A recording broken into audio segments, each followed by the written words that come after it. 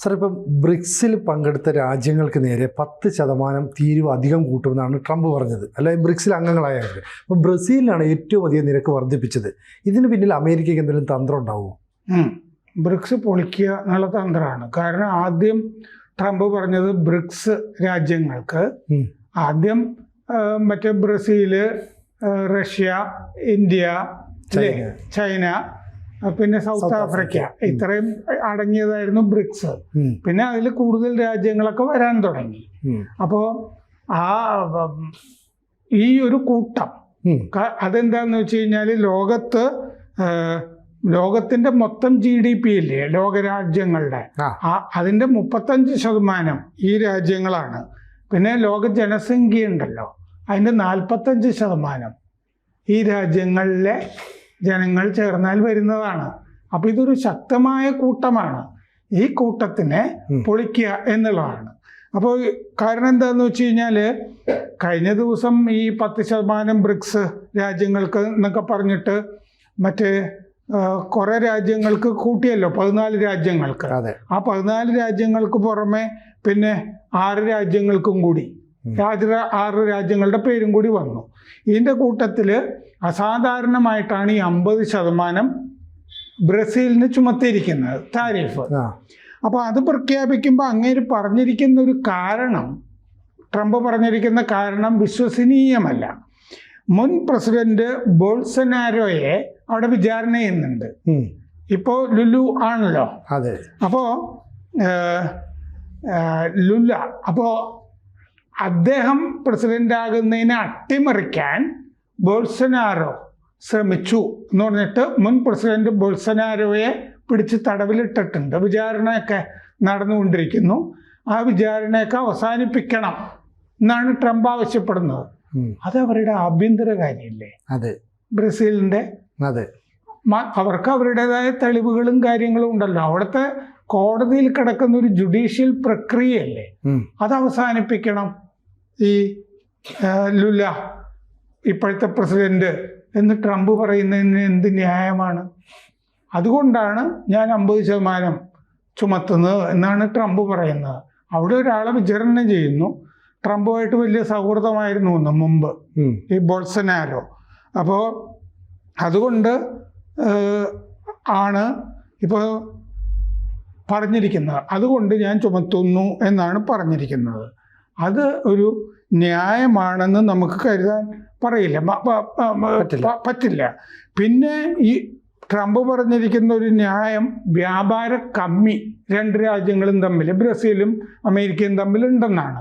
അത് പൊട്ടത്തെറ്റാണ് എന്ന് ലുല പറഞ്ഞിട്ടുണ്ട്. ശരിക്കും കണക്ക് നോക്കിക്കഴിഞ്ഞാൽ, ഡാറ്റ നോക്കിയാൽ $410 ബില്യൺ വാണിജ്യ മിച്ചം, സർപ്ലസ് ആണ് 2 രാജ്യങ്ങളും തമ്മിലുള്ളത് എന്ന് പറഞ്ഞിട്ടുണ്ട്. അപ്പോൾ ഒരു പച്ചക്കള്ളം കൂടി ട്രംപ് പറഞ്ഞു എന്നുള്ളതാണ് ഇതിന് വേണ്ടിയിട്ട് പറഞ്ഞിരിക്കുന്നത്. ഇതിപ്പോ ഈ മറ്റേ ബ്രിക്സ് രാജ്യങ്ങൾക്ക് 10% അധിക നികുതി ചുമത്തി. പിന്നെ അതിന്റെ പ്രസിഡന്റാണ്, ഈ ബ്രിക്സിന്റെ പ്രസിഡന്റാണ് ഇപ്പൊ ബ്രസീൽ. അതുകൊണ്ടാണ് ബ്രസീലിന് 50%. പിന്നെ രാജ്യാന്തര വേദികളിലൊക്കെ ബ്രസീലിനിപ്പോ അപ്പുറത്ത് കിടക്കുകയാണല്ലോ അമേരിക്കയുടെ. അപ്പോൾ ബ്രസീലിന് പേര് വരുന്നുണ്ട് രാജ്യാന്തര വേദികളിൽ. അപ്പോൾ ബ്രസീലിനെ ഒഴിവാക്കുകയും വേണം. മറ്റേ ഒരേ മടയിൽ 2 സിംഹങ്ങൾ വേണ്ട എന്ന് പറയുന്ന പോലെയാണ്. അപ്പോൾ ഈ ആദ്യം ട്രംപ് ഇതിനെ പറ്റിയൊക്കെ പറഞ്ഞിരുന്നത് എന്താണെന്ന് വെച്ചാൽ ഡോളറൈസേഷൻ എന്ന് പറഞ്ഞൊരു സംഗതി റഷ്യ മുന്നോട്ട് വെച്ചിരുന്നു. റഷ്യക്ക് ധാരാളം ഉപരോധം ഉണ്ട്. ഈ അമേരിക്കയുടെ, യൂറോപ്യൻ രാജ്യങ്ങളുടെ ഒക്കെ ഉപരോധങ്ങൾ കിടക്കുന്നുണ്ട്. അപ്പോൾ റഷ്യ ബ്രിക്സ് രാജ്യങ്ങളോട് ആവശ്യപ്പെട്ട ഒരു കാര്യമാണ് ഡോളറൈസേഷൻ എന്ന് പറയുന്നത്. അതായത് ഇപ്പോൾ രാജ്യാന്തര കറൻസി എന്ന് പറയുന്നത് ഡോളറാണ് അല്ലേ, കൈമാറ്റ കറൻസി. അതിൻ്റെ സ്ഥാനത്ത് നമുക്ക് നമ്മുടെ കൂട്ടത്തിൻ്റെ അകത്ത് നമ്മുടേതായ കറൻസി തന്നെ കൊണ്ടുവരാം കൈമാറ്റത്തിന്, അല്ലെങ്കിൽ ഒരു ബദൽ കറൻസി കൊണ്ടുവരാം. ഇപ്പോൾ ഉദാഹരണത്തിന് യുവാൻ, ചൈനയുടെ, അതിൽ കച്ചവടം ചെയ്യാം. നമുക്ക് എല്ലാവർക്കും നമുക്ക് റൂബിളിൽ കച്ചവടം ചെയ്യാം അല്ലേ. അങ്ങനെ ഇപ്പോൾ ചൈനയും റഷ്യയും തമ്മിൽ കച്ചവടം ചെയ്യുമ്പോൾ യുവാനിലും റൂബിളിലുമാണ്. നമ്മൾ റഷ്യയായിട്ട് കച്ചവടം ചെയ്യുമ്പോഴും റുപ്പി റൂബിൾ ഒക്കെയാണ്. അപ്പോൾ ഡോളർ ഇതിൻ്റെ അകത്തൊന്നും രംഗത്ത് വരുന്നില്ല. അപ്പോൾ ഡോളറിനെ ഒഴിവാക്കാം അല്ലേ, ഡോളറിനെ ഒഴിവാക്കുക എന്നുള്ളത്. പക്ഷെ നമ്മുടെ പ്രശ്നം എന്താണെന്ന് വെച്ച് കഴിഞ്ഞാൽ നമ്മൾ അതിൻ്റെ കൂടെ അങ്ങനെ നിൽക്കുന്നില്ല. കാരണം യുവാൻ ചൈനയുടെ കറൻസിയെ ബദൽ കറൻസി ആയിട്ട് അംഗീകരിക്കാൻ നമുക്ക് പ്രയാസമുണ്ട്. അങ്ങനെ അതിനെ പ്രൊമോട്ട് ചെയ്യത്തില്ല, അങ്ങനെ പ്രൊമോട്ട് ചെയ്യാനായിട്ട് നമുക്ക് പറ്റില്ല. അപ്പം നമ്മൾ ഡീഡോളറൈസേഷൻ്റെ കൂടെ നമ്മൾ ഇല്ല എന്നുള്ളത് നമ്മൾ വ്യക്തമാക്കിയിട്ടുണ്ട്. നമ്മുടെ വിദേശകാര്യമന്ത്രി ജയശങ്കറും അത് വ്യക്തമാക്കിയിട്ടുണ്ട്. അപ്പോൾ ഡോളറിനെ തകർക്കാൻ ഉണ്ടാക്കിയ കൂട്ടമാണ് ഈ ബ്രിക്സ് രാജ്യങ്ങൾ എന്നാണ് ട്രംപിൻ്റെ ആരോപണം. അപ്പോൾ അത് അമേരിക്കയിലെ ഏൽക്കുമല്ലോ അങ്ങനെ പറഞ്ഞാൽ. വേറൊരു രാജ്യം മറ്റേ അമേരിക്കയെ ടേക്ക് ഓവർ ചെയ്തിട്ട് ആ രാജ്യത്തിൻ്റെ കറൻസി സ്റ്റാൻഡേർഡ് കറൻസി ആക്കാനുള്ള ശ്രമമാണ് എന്നാണ് ട്രംപ് പറയുന്നത്. ഇപ്പോൾ ഡോളർ രാജാവാണ്. കഴിഞ്ഞ ദിവസം പറഞ്ഞു ഇപ്പോൾ ഡോളർ രാജാവാണ്, ആ സ്ഥാനത്ത് നിന്ന് ഞങ്ങൾ ഇറങ്ങാൻ പോകുന്നില്ല, ഇനി വേറെ കറൻസി ഉണ്ടാക്കാനാണ് നോട്ടമെങ്കിൽ ആ കളി എനിക്കും അറിയാം. ട്രംപ് കഴിഞ്ഞ ദിവസം പറഞ്ഞ വാചകങ്ങളാണ് ഞാൻ ഈ പറയുന്നത്. ഡോളർ രാജാവാണ്, ആ കളി എനിക്കും അറിയാം, ഡോളർ തകർന്നാൽ ലോകയുദ്ധം തോൽക്കുന്നത് പോലെയാണ് ഞങ്ങൾക്ക്. ട്രംപ് പറഞ്ഞു ഒരു ലോകയുദ്ധം തോൽക്കുന്നത് പോലെയാണ് ഡോളർ തകിടം മറിഞ്ഞാൽ എന്ന് പറഞ്ഞു. അപ്പം ഇതിൻ്റെ അകത്ത് കൂടുതൽ രാജ്യങ്ങൾ വന്നു ഈ ഇതിലേക്ക്, ബ്രിക്സിലേക്ക്. Egypt, Ethiopia, Iran, UAE, Indonesia ഒക്കെ ഇതിൻ്റെ അകത്തേക്ക് വന്നു. അപ്പോൾ കൂടുതൽ രാജ്യങ്ങൾ ഇതിലേക്ക് വരുന്നതും അമേരിക്കയ്ക്ക് സുഖമായിട്ട് തോന്നുന്നില്ല. നമ്മൾ നോക്കിയാൽ ഈ രാജ്യങ്ങൾക്കൊക്കെ സത്യത്തിൽ ഇപ്പോൾ മറ്റേ താരിഫ് കൂട്ടിയിട്ടുണ്ട്. അപ്പോൾ ഈ നാറ്റോയ്ക്ക് ഒരു ബദലാകുമെന്നുള്ളൊരു ഭയം ഇതിൻ്റെ കൂട്ടത്തിലുണ്ട്. അതൊക്കെ ഉണ്ട്. കാരണം എന്താണെന്ന് വെച്ചാൽ നാറ്റോയിലെ അംഗരാജ്യങ്ങൾ ഇപ്പം നാറ്റോ ഉച്ചകോടി നടന്നല്ലോ.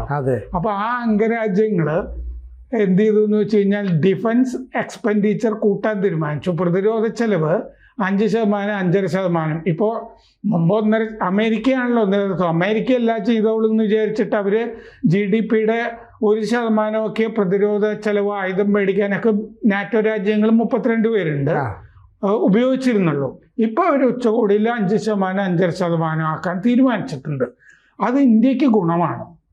അങ്ങനത്തെ റിപ്പോർട്ടുകളുണ്ട്. കാരണം ഇനി നാറ്റോ രാജ്യങ്ങൾ അമേരിക്ക സഹായിക്കില്ല എന്ന് ട്രംപ് പറഞ്ഞിട്ടുണ്ട്.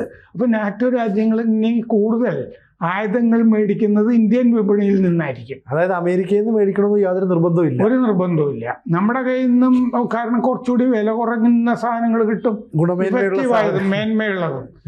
അതെ. അപ്പൊ നാറ്റോ ഉച്ചകോടി ഈയിടെ ചേർന്നത് അങ്ങനെ ഒരു തീരുമാനം എടുത്തത് ഇന്ത്യക്ക് ഗുണമായിരിക്കും എന്നുള്ള റിപ്പോർട്ടുകൾ ഉണ്ട്. അപ്പോൾ ഇപ്പോൾ 2022 ജൂണിൽ റഷ്യ രാജ്യാന്തര കറൻസി ആയിട്ട് ഡോളറിനെ നമ്മൾ അംഗീകരിക്കേണ്ടതില്ല എന്നൊരു ബ്രിക്സ് ഉച്ചകോടിയിലൊരു ആശയം മുമ്പോട്ട് വെച്ചിരുന്നു.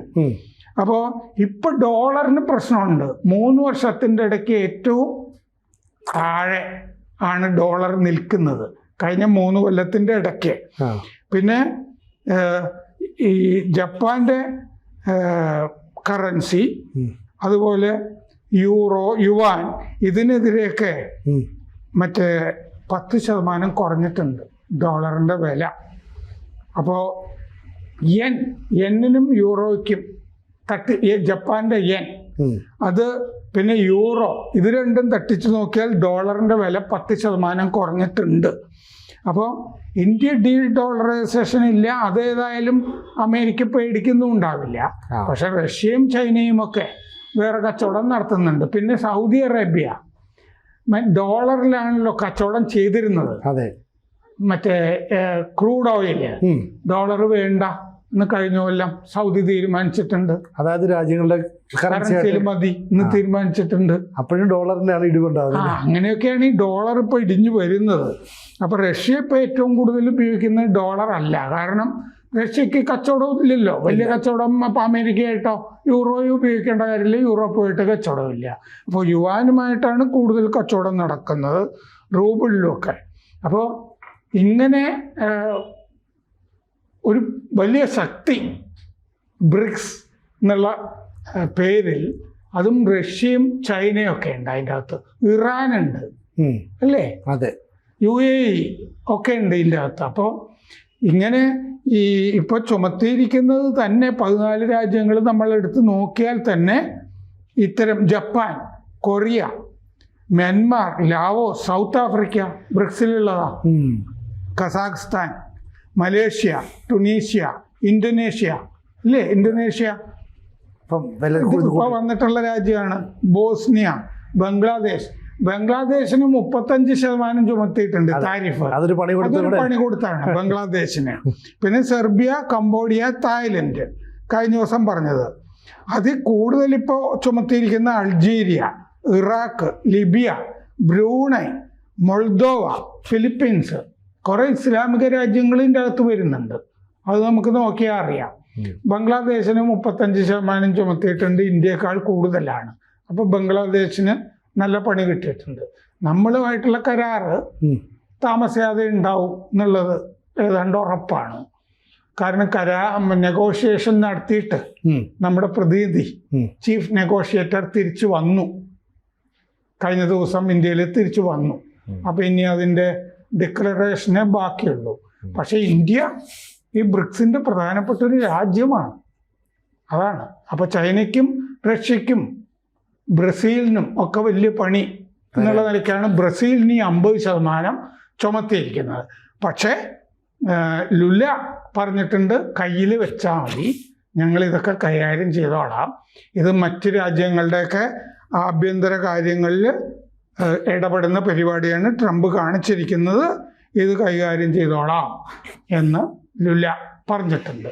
അപ്പോൾ ബ്രിക്സിനെ തകർക്കാനും ഡോളർ ഇപ്പൊ കീഴ്പോട്ട് പോവുകയാണല്ലോ, ഡോളറിനെ പിടിച്ചു നിർത്താനും ഒക്കെയുള്ളൊരു ശ്രമമാണ് ട്രംപിന്റെ ഭാഗത്തു നിന്നുണ്ടായിരിക്കുന്നത്. കൂടുതൽ വാർത്തകളും വിശേഷങ്ങളും നിങ്ങളിലേക്ക് എത്താൻ ABC മലയാളം സബ്സ്ക്രൈബ് ചെയ്യുക, ബെൽബട്ടനും അമർത്തുക.